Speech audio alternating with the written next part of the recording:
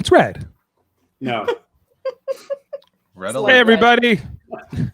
Pink Guess one? what? It's time for Live Long and Podcast.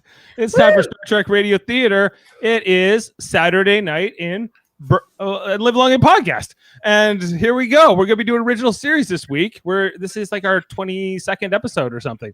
I want to apologize in advance. I'm going to be doing the role of Scotty tonight. I've been really trying all week to do a Scottish accent. I don't think it's going to be very good, but I am of Scottish descent, so it's kind of okay, I think.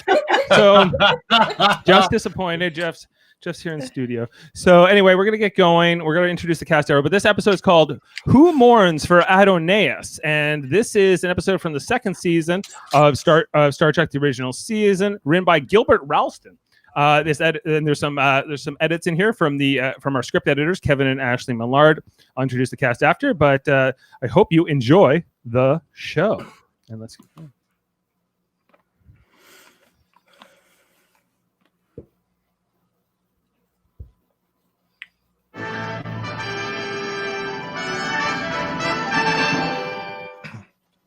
We focus on the bridge. Carolyn hands a device to Kirk. McCoy and Scotty look on. Here's a report on Pollux 5, Captain. The entire system has been almost the same. A strange lack of intelligent life on the planets. It bugs the percentages.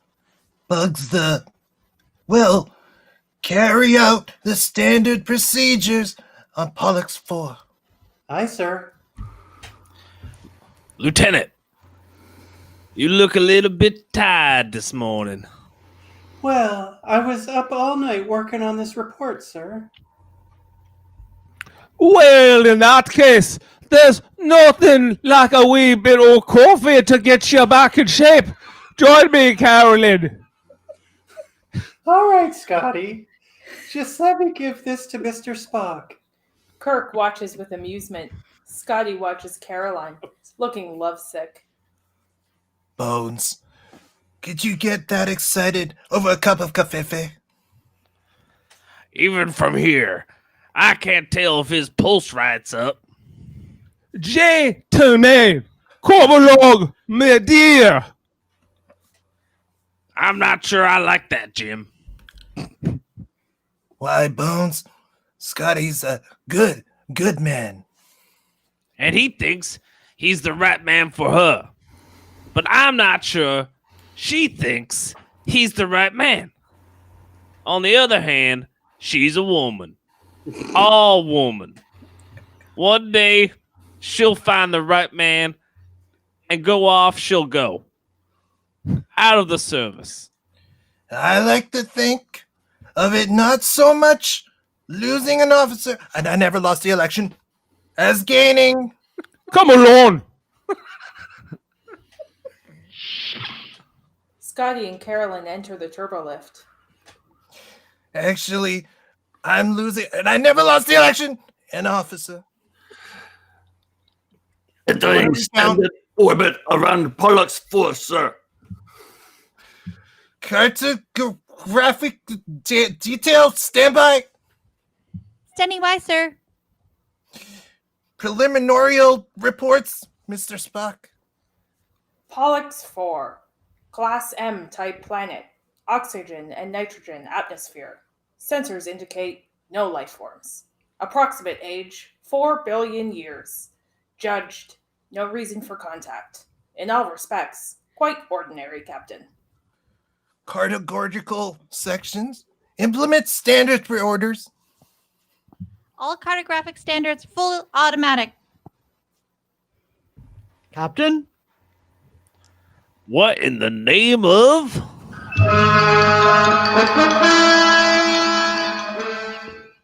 On the view screen, where there was originally an image of a nice blue and white planet, there is now a hand? Analysis, Mr. Spock. Momentarily. Am I seeing things? Not unless I am too. Captain, that thing's a giant hand! What is it, Mr. Spock? Is it a hand? Are mine bigger than it? Mine are bigger than it, right? Negative, Captain. Not living tissue. A trick then. A projection? Not a projection, sir. A field of energy. The hand is getting bigger on the view screen and is moving toward the Enterprise. Hard about. Hard about. We can't seem to get away from it. It's almost as if it means to grab us. Reverse all engines. All engines reverse. Everyone is thrown around as the ship is grabbed by the hand and stopped in its tracks. We're dead still. Captain! Helm doesn't answer. We can't move!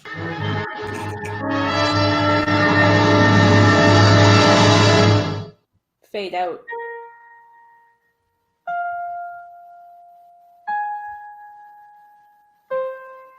Space Force, the final frontier. These are the Voyager of the Starship Enterprise. Its 5-year mission to explore strange new worlds, to seek out new life and new civilizations, to boldly go where no man has gone before.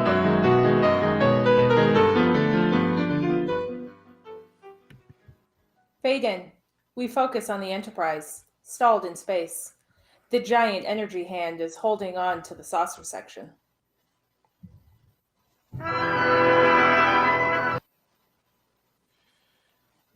Captain's log, stardate 3468.1. See, I can count. While approaching Pollux 4, a planet in the Beta Gamma system, the Enterprise has been stopped in space by an unknown force of some kind. We focus on the bridge. Lieutenant, relay our position and circumstances to Starbase 12 immediately. Aye, aye, sir. Mr. Sulu, try rocking the ship. Full impulse power, forward and back. Aye, aye, sir. Damage report coming in, Captain. Situation under control. Minor damage. Stations 3, 7, and 19. Sick bay report 5 minor injuries, all being treated. Thank you, Mr. Sulu. Applying thrust, sir. No results. Captain, we're stuck tight. Mr. Spock, status? The ship is almost completely encircled by the field. It resembles a conventional force field, but on unusual wavelengths. Despite its appearance, that of a human appendage, it is definitely not living tissue. It is energy. Thank you, Mr. Sulu. Our forward tractor beams adjust to repel. Aye, aye, sir. Standing by. Activate. Ineffective, Captain. There doesn't seem to be anything to push against. Captain, a most curious development on scanner 5-7. Let's all take a look at it, Mr. Spock. Screen on, Captain.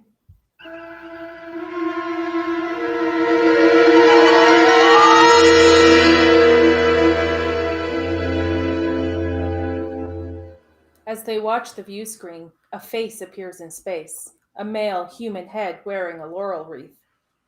Activity on hailing channel 3, sir. Put it on audio, Lieutenant. The giant floating head begins to speak. The eons have passed, and what has been written has come about. You are most welcome, my beloved children. Your places await you. Response frequencies, Lieutenant. Calculated. Channel open, sir. You have left your plains and valleys and made this bold venture. So it was in the beginning. You have made me proud. Now you can rest. She kind of sounds like Ivanka.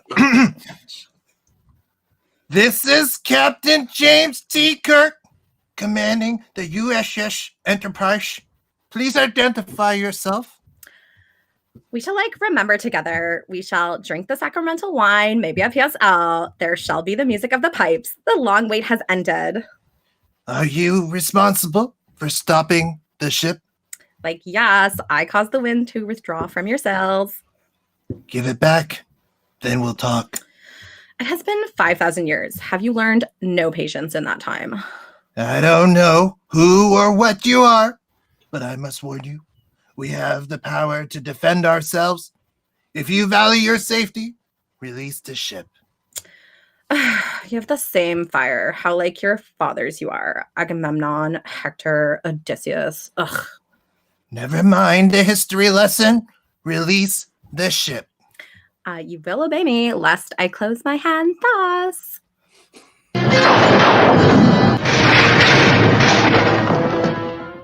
We see the Enterprise in space again, the energy hand now squeezing down. External pressure building up, Captain. And 100 just in climbing. Compensate. What does the GSC and climbing? The crew now begins to feel the effects of the pressure. Uhura lets out a whimper. Be cool, be critical, Captain. We cannot handle it. All right. Whatever you're doing, turn it off. You win. But I still won the election. Pressure is gold, Captain. Space normal or the whole. So that was your first lesson. Remember it. Captain Kirk, I invite you and your officers to join me, but do not bring that one. The one with the pointed ears. He is much like Pan, and Pan always bored me. No sad faces. This is a time to rejoice, not to fear. You are turning home. Let our hearts prepare to sing. Oh my God. Don't worry, I'm tough on immigrants. Let's go, Bones. You in good voice? You sure it's wise, Jim? If we don't accept his invitation, we'll have a crushed eggshell where this ship used to be. Verbose, isn't he? Insulted, Spock? Insults are effective only where emotion is present. Good. We'll tackle him together. We already know the questions. You're the best man to find the answers.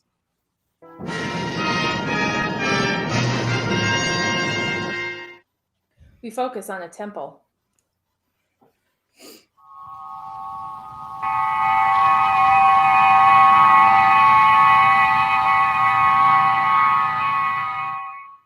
Kirk, Scott, Chekov, McCoy, and Carolyn beam down into a lightly wooded area in front of a Greek temple. Trib coders? What am I doing down here, Doctor? Well, you're the A and the A officer, aren't you? Archaeology, anthropology, ancient civilizations. Correct. We're going to need help in all those areas. Come on.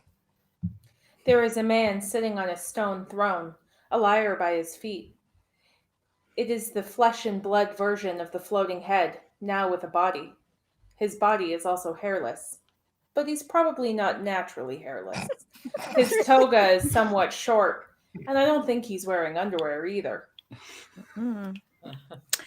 OMG, my children, long have I waited for this moment. The memories you bring of your lush and beautiful earth, the green fields, the blue skies, the simple shepherds and their flocks. You know of Earth? Have you been to Mar-a-Lago?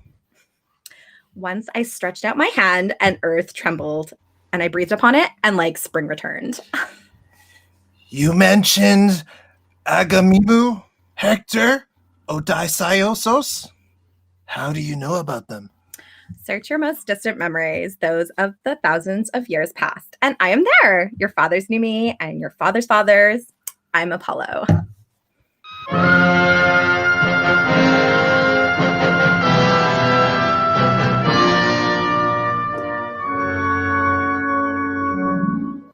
The away team looks skeptical. And I am Tsar of all the Russias. Ah. Mr. Chekov. I am sorry, Captain. I have never met a god before. And you haven't yet? Readings, Doctor. Simple humanoid, Captain. Evidently not so simple. Earth, mother of the most beautiful of women in the universe. Like, oh my God, that at least has not changed. I am so pleased. Yes, my children. Zeus, Athena, Aphrodite, Artemis, my squad, a gallant band of travelers. We knew your Earth well 5,000 of your years ago. All right. We're here at your invitation. Would you mind telling us what you want without all the Olympical generalities? So you will not be leaving this place. Transporter room. Your transportation dice no longer functions. Kirk pulls out his communicator. Enterprise, come in. I will not permit that device to work either, Captain. What is it you want? So you will worship me, as your fathers did before you. If you want to play God and call yourself Apollo, that's your business. But you're no god to us, mister. I said you would worship me. And you've got a lot to learn. And so have you. Fine, whatever. Let the lesson begin.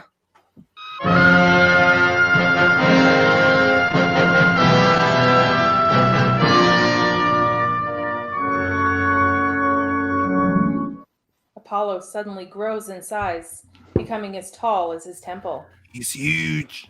Like, welcome to Olympus, Captain Kirk.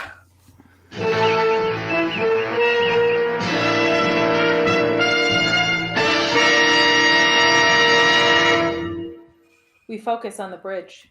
The Enterprise is still held by the hand. Spock is in the captain's chair. The bridge crew is busy working away.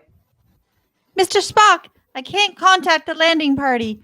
All frequencies are jammed. Try to break through it, Lieutenant. Aye, sir. Transporter and communications? Very efficient. Mr. Sulu, rig all transmission circuits for maximum power generation. Compute for reversal of polarity of the field around the ship. Working, sir.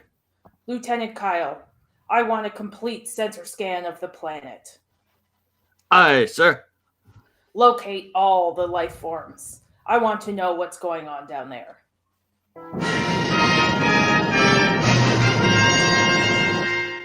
We focus on the temple. The giant Apollo suddenly looks weary and vanishes.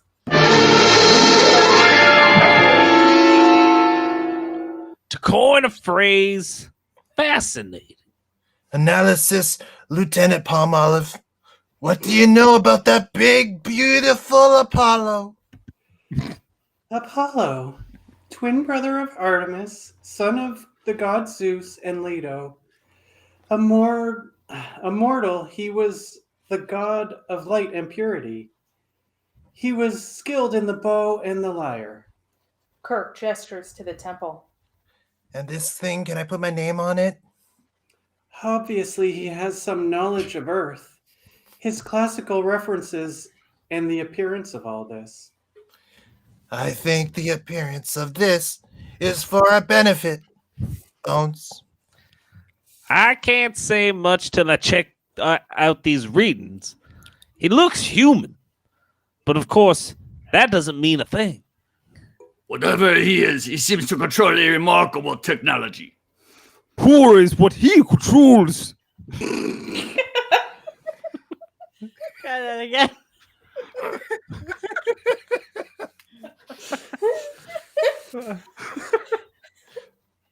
He controls what? Poor? Poor. Power!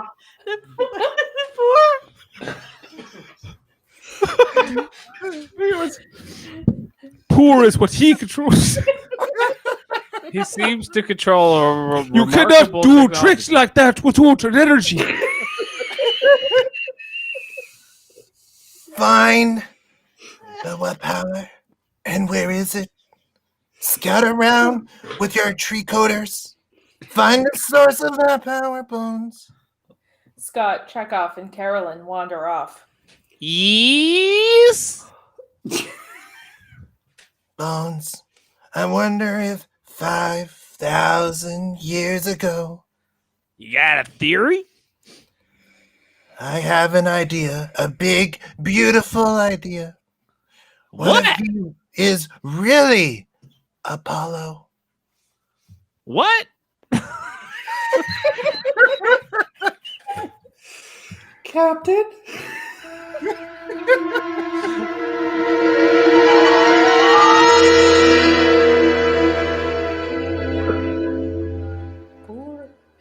Apollo is back on his throne. So I want from you that which is rightfully mine, just like your loyalty, your tribute, and your worship. May I ask what you offer in exchange for this worship? Like life in paradise, duh. As simple and as pleasureful as it was those thousands of years ago on that beautiful planet so far away. Apollo, we're willing to talk, but you'll find we don't bow to every creature who happens to have a bag of tricks. Agamemnon was one such as you, and Hercules, pride and arrogance. They defied me until they felt my wrath. I would like to point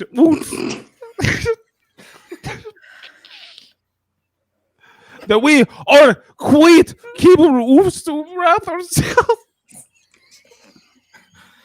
I have, how many people? 430 people on that ship up there. Like you do not, Captain, because they are mine. To save, to cherish, or to destroy at my will. But why? What you've said so far makes no sense at all.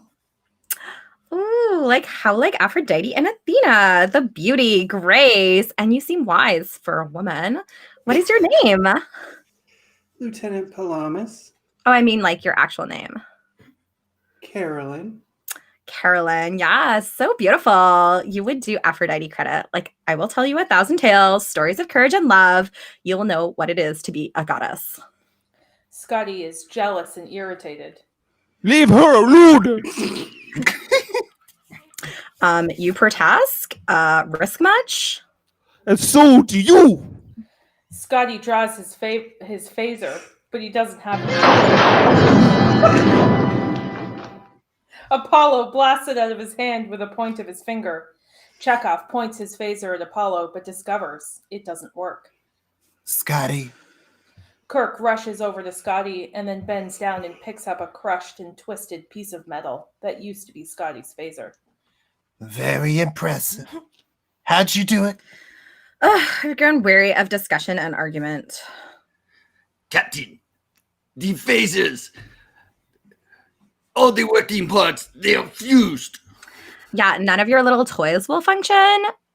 Yes, you are a beauty, but like Artemis, the bow arm should be bare. Makeover! He waves his hand and her clothes turn into ancient Greek-style draperies, barely covering her important bits. Her hair piled very tall. Oh, it's beautiful. Mm-hmm, right? Come. He takes her hand and begins to lead her away. She's not good with you.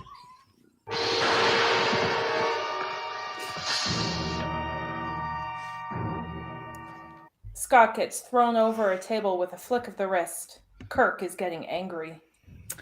He shall learn the discipline of the temple. So shall you all. Come. It's all right, Captain. I'll go. Without fear. So fit.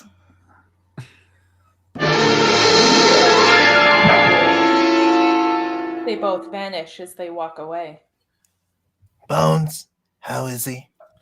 Stunned, but coming around. I'm not sure it's wise to let her go off like that. He would have been rather difficult to stop. You saw how capricious he is. Capricious. What?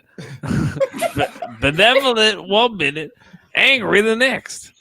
One more wrong move from her, and he could go kill her. Mr. Chekov, I think you'd better continue your investigation. Aye, aye, sir. Is it poor? Chekov leaves. How do you feel, Scotty? I'm tilling all over. Where did he take her with him? It would seem so. Captain, we got to stoop him.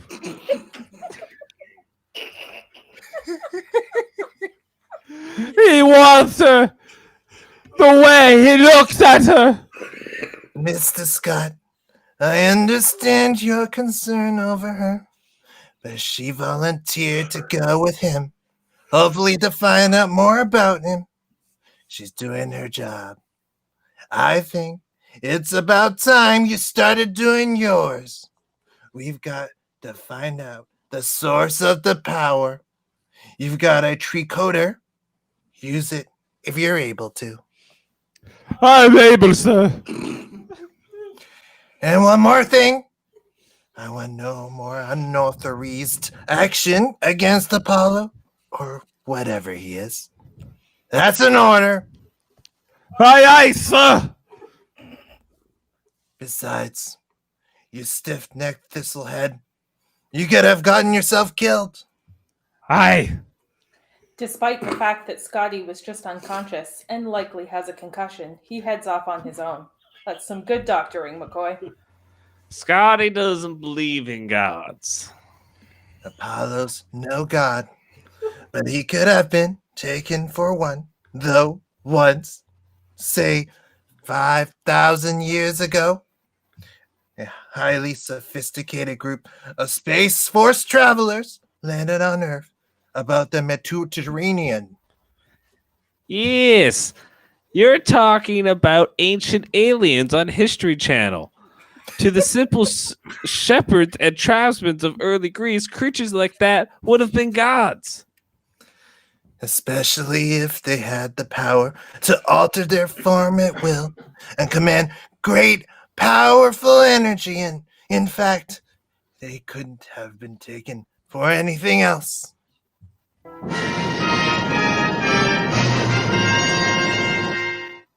We focus on the bridge. Ready to reverse polarity, Mr. Sulu? Computed and standing by to generate, sir. Activate all units.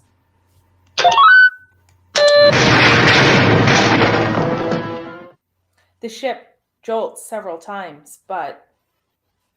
No good, Mr. Spock. We didn't even phase it. We're still locked tight. Cut power, Mr. Sulu. Lieutenant, we must restore communications with the landing party. I'm working, sir, but I can't do anything with this. Oh? I might be able to rig up a substance bypass circuit. Good. Do so. Sensor report, Mr. Kyle. I've located the landing party, but one of them seems separated from the other four. And Apollo? I've just picked up readings for our own people, sir. Mr. Spock, here's something. There seems to be a radiated energy pulsation coming from the planet. I don't know what it is, sir. Origin? I can't seem to pinpoint it. I would suggest, Mr. Sulu, if you cannot find out where the poorer source is, you should find out where it is not. A simple process of elimination. The whole planet, sir? Spock looks at Sulu like he's just asked the dumbest question in the universe, but doesn't need to say anything. Yes, sir. The whole planet. Poor source. We focus on a lush garden beside a pond. There is a marble bench by a tranquil water sea.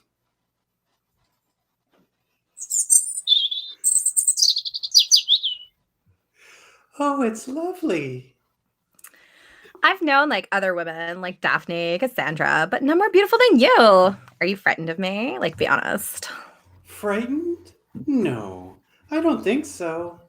Of course, a girl doesn't go walking around with A god? All right, a god every day. What happened to the others? Artemis, Hera? They like return to the cosmos on the wings of the wind. You mean they died? No, not as you understand it. We're immortal, we gods. But the earth changed, your fathers changed. They turned away until we were only memories, and a god cannot survive as a memory. We need love, admiration, followers, worship, as you need food. You really think you're a god? In a real sense, we were gods. We had the power of life and death. We could have struck out from the Olympus and destroyed. But we have no wish to destroy, so we came home and it was an empty place without worshippers. But we had no strength to leave, so we waited, all of us, through the long years. But you said the others didn't die? Yeah, even for a god, there's a point of no return. Hera was first. She stood in front of the temple and spread herself upon the wind, thinner and thinner, there was nothing left, until only the wind remained. But I knew you had come. You striving, bickering, foolishly brave humans. Oh my god, I knew you would come to the stars one day. Of all the gods I knew, and I waited for you to come and sit by my side. I don't understand. Even 5,000 years ago, the gods took mortals to them to love, to care for, Zeus took Leto, my mom. We were gods of passion, of love. They kiss.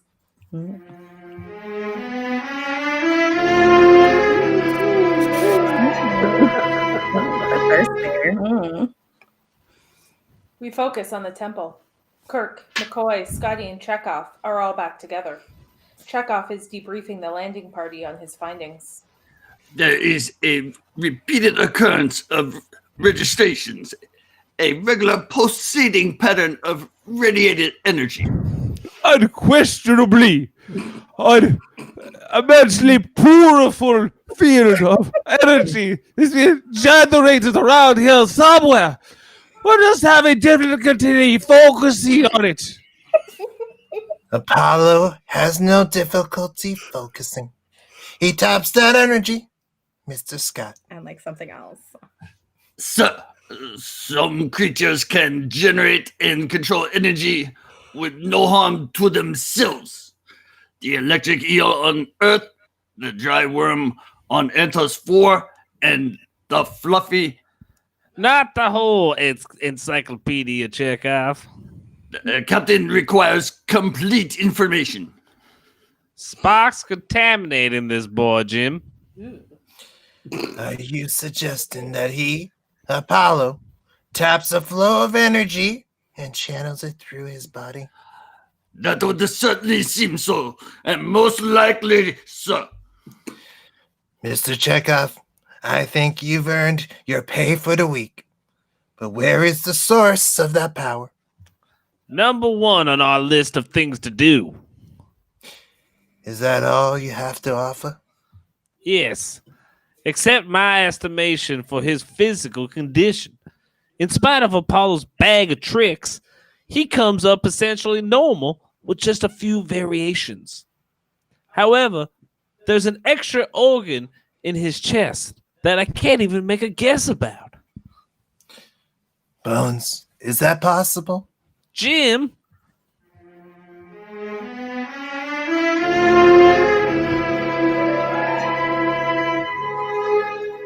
Oops, that's the wrong way.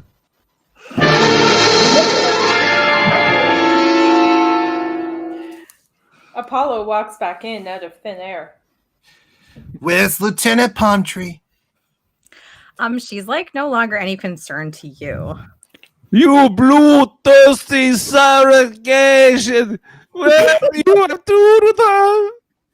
Scott picks up a statuette and rushes at Apollo.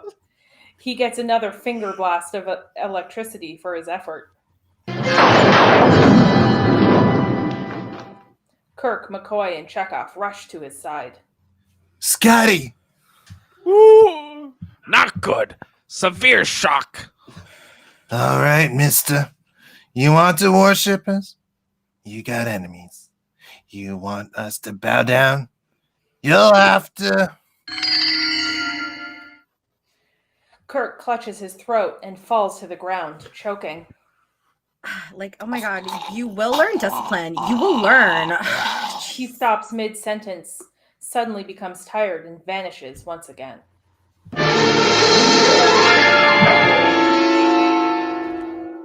Chekov, damn it. Give me your hand. They pick up Kirk from the ground and lead him over to a bench. Oh, that's what Melania does to me. Take care, Scotty. McCoy heads over to check on Scotty. Are you all right, Captain? Where's Apollo? He disappeared again, like the cat in that Russian story. Don't you mean the English story? The Cheshire Cat? Cheshire. No, sir. Minx, perhaps, but... All right. Sir, there is something I noticed. Apollo looked very strange when he disappeared, tired or in pain. I don't know if it means anything. Very good, Mr. Chekov. That might very well mean something. Scotty is beginning to come around. Kirk Ooh. heads over to him. How do you feel? I gotta get my arm to move.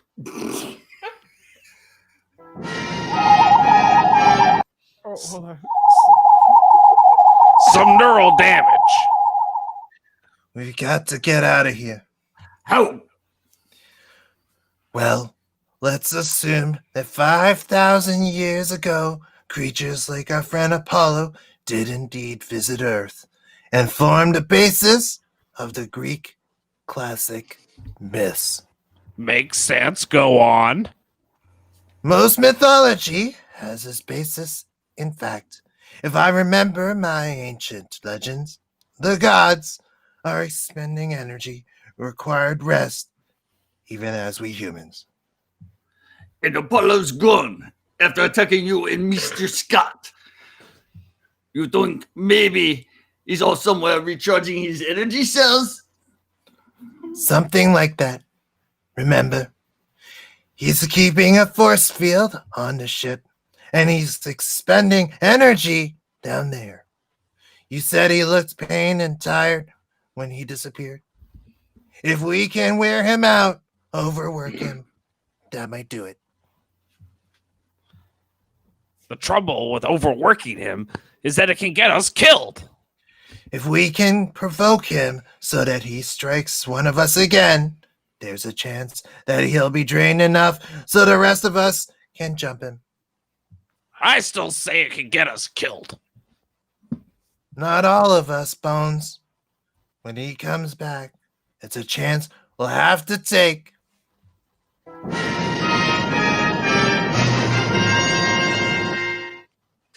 We focus on the bridge. Uhura is underneath the communication station, doing some soldering.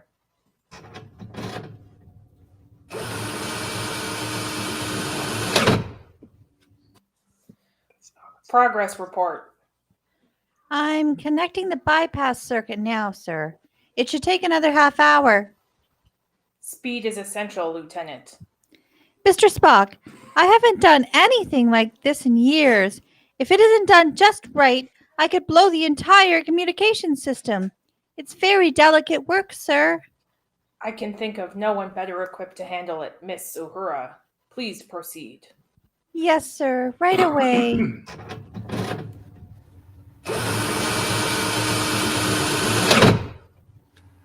Progress, Mr. Sulu. Sectors 1 through 25 charted and examined. No chance at all of power or originating in those areas. Continue the search. Aye, sir. 14B by 6 index. Mr. Kyle. Yoo-hoo! We're unable to break completely loose from this force field, but we might be able to punch some holes through it. What for, sir? To shoot through. It might also relieve Lieutenant Uhura's communications problem. Take these equations to the nuclear electronics lab.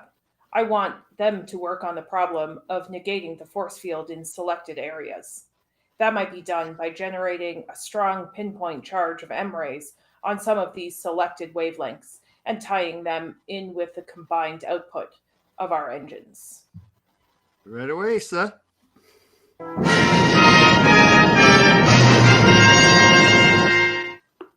We focus on the temple.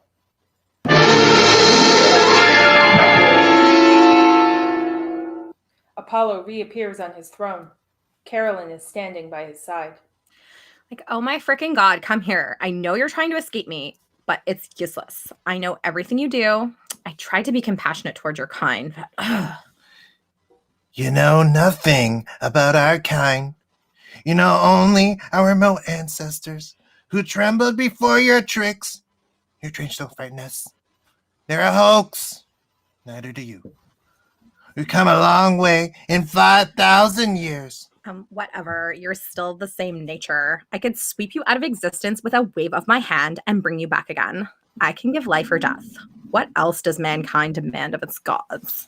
Mankind has no needs for gods. We find the one quite adequate. We shall not debate, mortal. I offer you eternal rest and happiness according to the ancient ways. I ask little in return, but what I ask for, I insist upon. Approach me. The four men turn their backs on Apollo. This displeases him. I said, approach me. Jesus. We're busy. In brackets, quietly. Look after that girl. You will gather laurel leaves, light the ancient fires, kill a deer, make your sacrifices to me, bring me a frickin' latte. Apollo has spoken. Go. The men begin to mock and ridicule Apollo. Gather laurel leaves. You must be joking. Wah, ha, ha, woo. Kill a deer? That's the funniest thing I ever heard. Captain, Lieutenant, get back. You shall reap the rewards of your insolence. We're tired of your phony fireworks. OMG, mortal, you have earned this. no, don't. Carolyn rushes to stand in front of Kirk. Lieutenant, A father doesn't destroy his children. You said you were gentle and understanding. Lieutenant, How can they worship you if you hurt them? Lieutenant. Apollo, please. You know so much of love. Please don't hurt them. Please. Apollo is won over by Carolyn's seductive look. She walks back up to his throne and takes his hand. Fine, whatever. Shall be lenient for you, for her sake. You will make plans to bring the rest of your people down. Be sure your artisans bring tools. You will need homes or something. And you will supply the herds of sheep, and the pipes will play, and the simple skins will wear for clothes. Meanwhile, Mexico will pay for everything else. You will dismantle your ship for the supplies you need, and I'll crush its empty hull. I have been too patient. I shall be patient no longer, I can't even right now.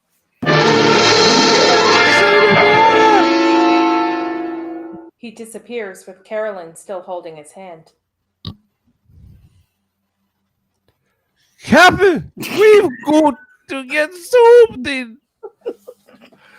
We were doing something until our brave lady stepped in and saved us. Any more good ideas, Jim? Yes, I have. One more. And it depends on the lieutenant's loyalty. If she fails us, we'd better get used to herding goats.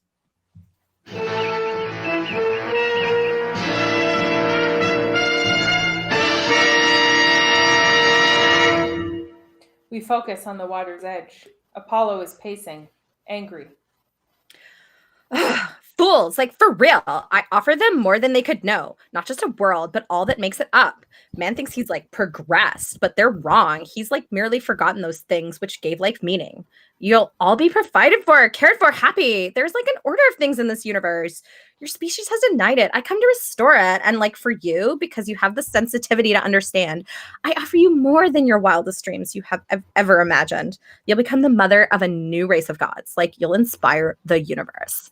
All men will revere you almost as a god yourself, and I shall love you for time without end, worlds without end. You shall complete me, and I you. She embraces him happily, and they kiss again.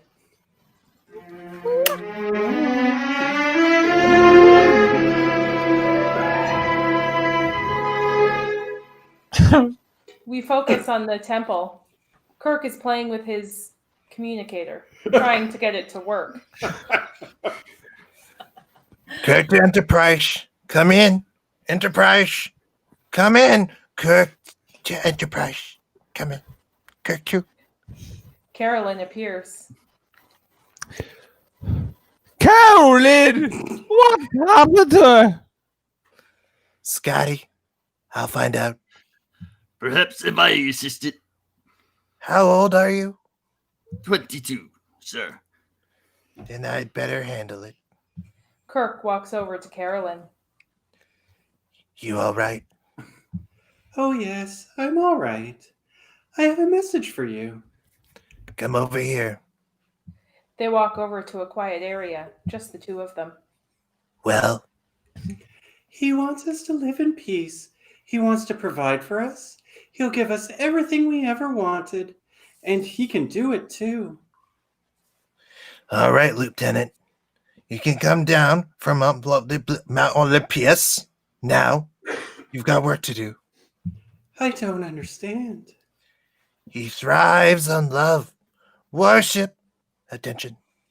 Yes. We can't give him that worship. None of us can. Especially you. What? Spurn him. Reject him. You must.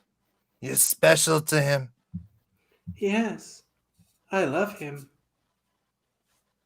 Lieutenant, all our lives, here and on the ship, depend on you. No, not me. On you, Lieutenant. Reject him. We have a chance to save ourselves. Accept him. And you condemn all of us to slavery. Nothing less than slavery. We might never get help this far out. Or perhaps the thought of spending an eternity bending the knee and tending sheep appeals to you. Oh, but you don't understand. He's kind and he wants the best for us. And he's so lonely. What you ask would break his heart. How can I?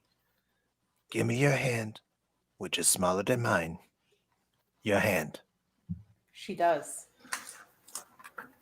Now feel that. Human flesh against human flesh. We're the same. Not my hand. I know.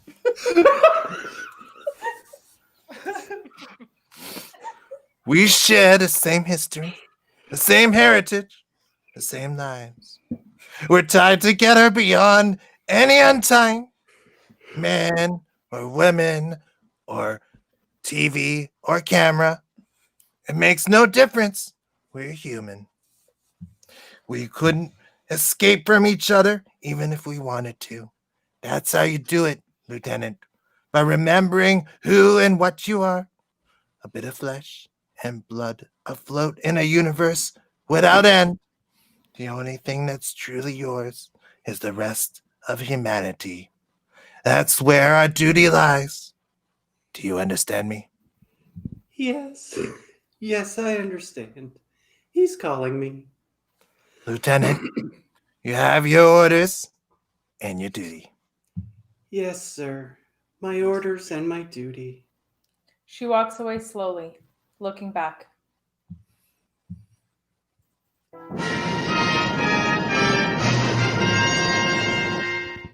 We focus on the bridge. I think we can try it now, sir. Enterprise to Captain Kirk. Enterprise to Captain Kirk. Come in, Captain. We focus on the temple.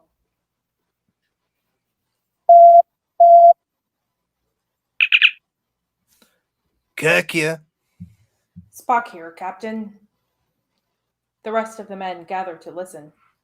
We've pinpointed a power source on the planet's surface, which seems to have something to do with the force field. Is there a structure of some sort near you? There is indeed, Mr. Spock. The power emanates from there. Very good. How are you doing on the force field? We can negate sections of it, creating openings through which we can fire our phaser banks. Well, that ought to do it. Have Solo lock all phaser banks onto the structure. Fire in my order only. Cut it fine. We'll be standing nearby. Captain, I would recommend a discreet distance. I'd love to oblige you, Mr. Spock, but we're not all together. Besides, we have Apollo to deal with. If that structure is the source of this power, I want to know where he is when we attack it. Kirk out. Bones, do you think that mysterious organ in Apollo's chest could have something to do with the transmission of energy? Well, it doesn't serve any other purpose that I know of. Captain, we've got to wait until Carolyn come back before we fire the temple. We do not know what will happen soon in the attack. She might be killed. Yes, I know, Scotty. We'll wait. Oh my god.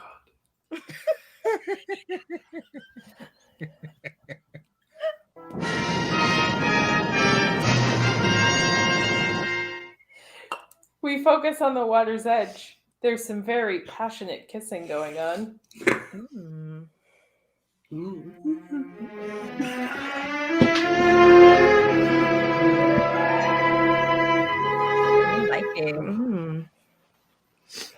I must say, Apollo, the way you ape human behavior is remarkable. But there are some other things I must know. Your evolutionary patterns and your social development. Excuse you, my what? I'm sure they're unique. I've never encountered a specimen like you before. Like, bitch, I'm Apollo. I've chosen you. I'm sure that's very flattering, but I must get on with my work now. Your work? I'm a scientist. My particular specialty is ancient civilizations, relics, and myths. Surely you know I've only been studying you. No way. I do not believe it. You love me. Love you? Be logical. I'm not some simple shepherdess you can awe. Why, I could no more love you than I could love a new species of bacteria. Carolyn begins to leave. OMG, Carolyn, I forbid you to go. Like, I order you to stay. Is that the secret of your power over women? The thunderbolts you throw? Damn She walks straight. away, and a strong wind begins to blow. Thunder rumbles.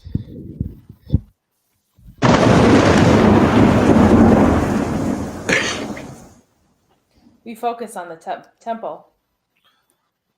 What the devil is that? Kirk's communicator activates.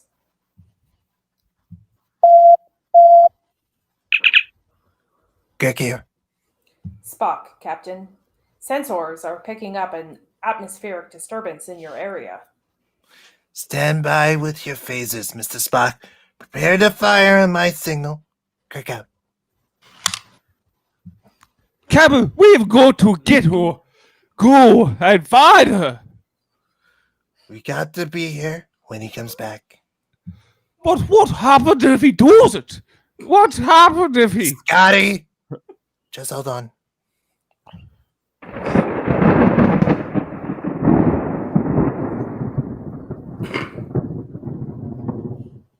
Carolyn falls to the ground in the strong winds, and a giant image of Apollo looms over her amid the lightning flashes. Captain! All right, the temple is his power source. Let's bring him back to it. Get to cover. Mr. Spock, fire those phasers. Captain, you're too close. Fire those phasers, or you're fired. That's an order, Mr. Spock. The away team runs and ducks behind a grouping of rocks. We focus on the bridge. All phaser banks, fire! We focus on the temple.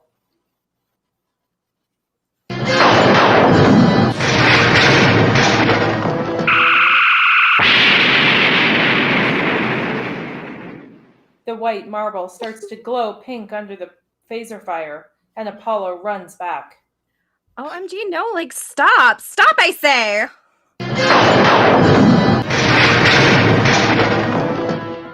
We focus on the bridge. The Enterprise shudders under his anger.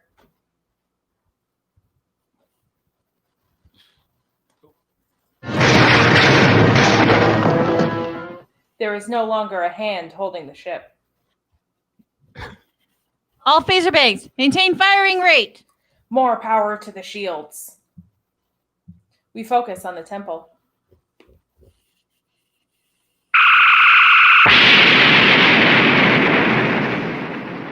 For real, like, stop. Carolyn stumbles into view and Scotty dashes to her. Scotty. Scotty grabs Carolyn and they duck behind a large rock as the phaser continues to fire on the temple. Like, oh my god, guys. I said, like, stop. I command it. We focus on the bridge. All banks maintain firing rate. Maintaining, sir. We focus on the temple.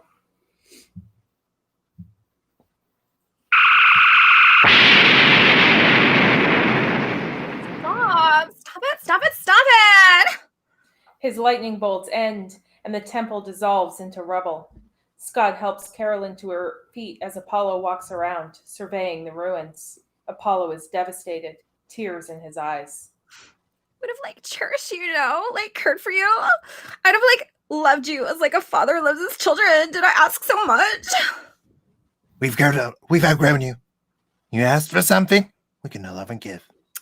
Carolyn, I, like, loved you. I would have made you, like, a goddess. I've shown you my open heart. See what you've done to me. Apollo grows, once again becoming a giant. He looks up to the sky.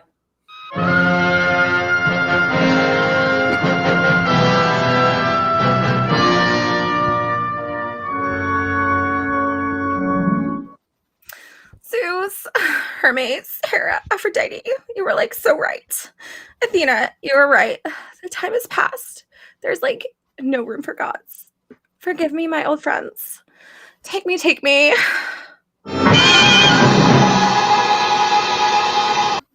And he disappears one last time. Bye. Carolyn begins to cry in Scotty's arms, oblivious to how Scotty must be feeling after watching the woman he had coffee with mere hours ago fall for another man. McCoy and Kirk observe the ruins of Apollo's structure. Well, I wish we didn't have to do this. So do I. They gave us so much. The Greek civil lawsuit, much of our culture and philosophy came from a worship of those things and beings. In a way, they began the golden age. Would have that hurt us, I wonder, just to have gathered a few lower leaves. The Enterprise departs the planet. Trump 2024.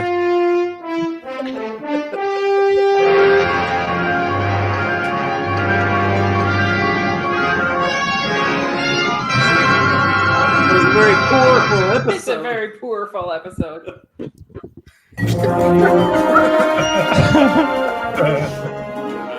Dave was I was not very conventional. he was the mayor of Giggletown for the entire podcast.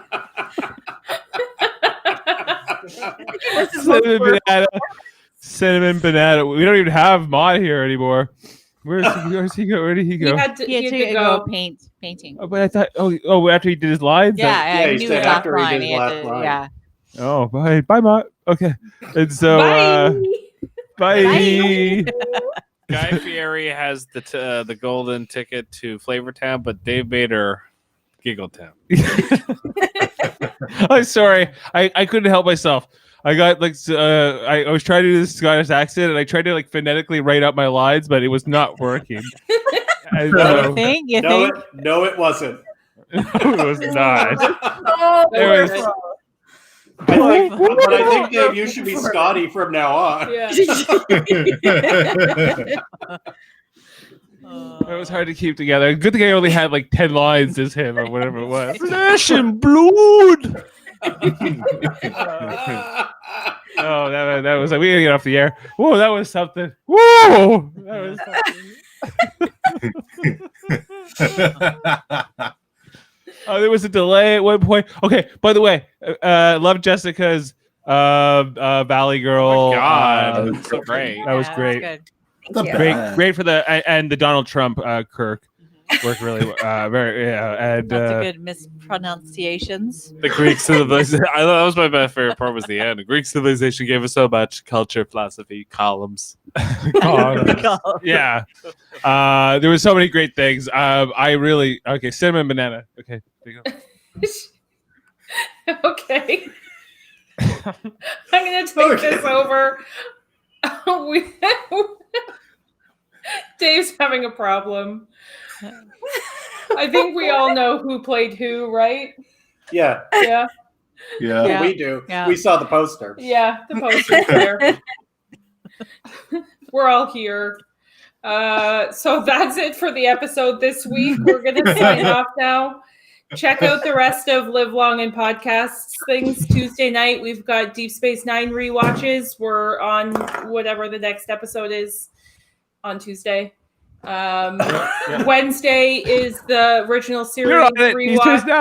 I can't I believe you're said doing Deep all Space of those. Nine. Wednesday's Tuesday. original series. I said Deep Space Nine at 9-ish.